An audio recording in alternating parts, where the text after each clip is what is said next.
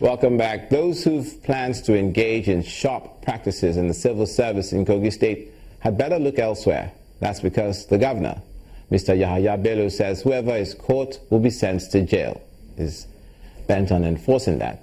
He gave the warning while declaring a 3-day induction for revenue collectors and the event held at the state capital, Lokoja. Kogi State is one of the few states in the country that survives solely on monthly allocation from the federal government.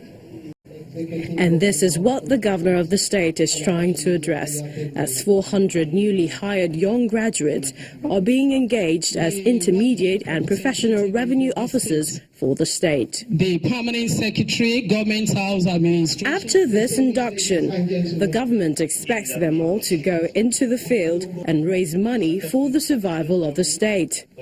This is the best time to really prove that we are equal to the task by revamping the nation's economy and indeed Nigeria's economy, Kogi State's economy.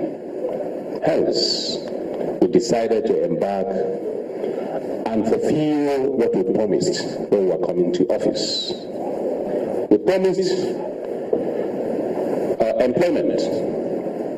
Here we are fulfilling that promise.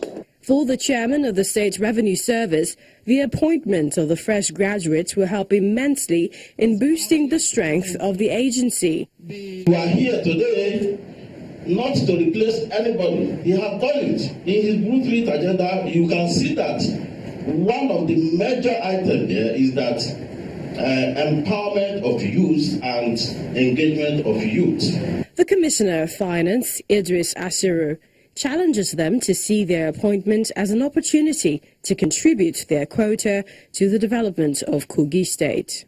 I say a big congratulations to all of you for sailing through the transparent process of selections from among the thousands of applicants who apply for the job.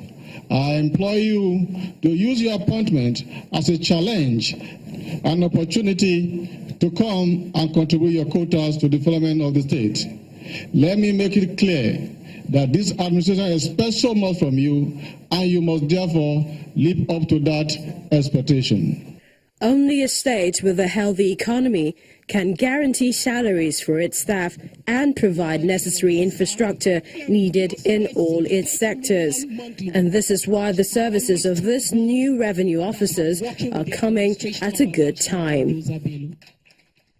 Anambra State Governor, Mr. Willie Obiano, has reiterated his commitment towards the welfare of the physically challenged persons in the state through education and vocational skills. The governor gave the assurance during the state's celebration of students with disabilities to mark the 2016 United Nations Universal Children's Day at the Baston Memorial Special Education School, Orumba North local government area.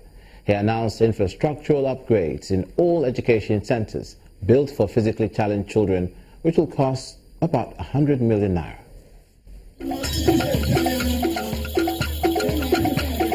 At Basden Memorial Special Education Center in Anambra State, it's a beehive of activities as the government and people dedicate the 2016 United Nations Universal Day of Children to the celebration of students with disabilities. In several exercises through songs, dance, recitations, fashion parade, craft and debate, the special children prove there is ability in disability.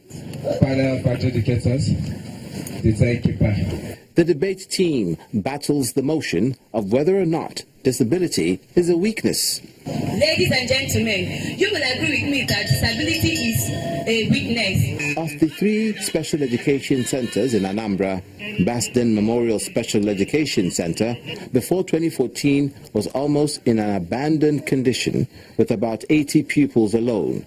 Before the wife of the governor, Obiano, through the Caring Family Enhancement Initiative and the support of the state government, revamped the entire school. Physically challenged children should be encouraged.